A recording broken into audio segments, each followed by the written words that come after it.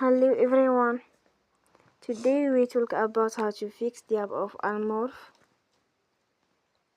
We go to settings,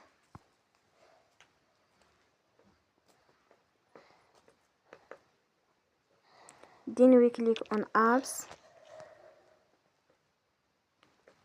After that we search the app Morph and we click. Then we will on for stop. After that we go to storage, then we click on clear cache.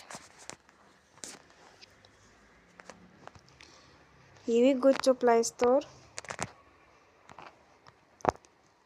and they will update your app. Don't forget to support us by like and subscribe. See you next time and thank you for watching.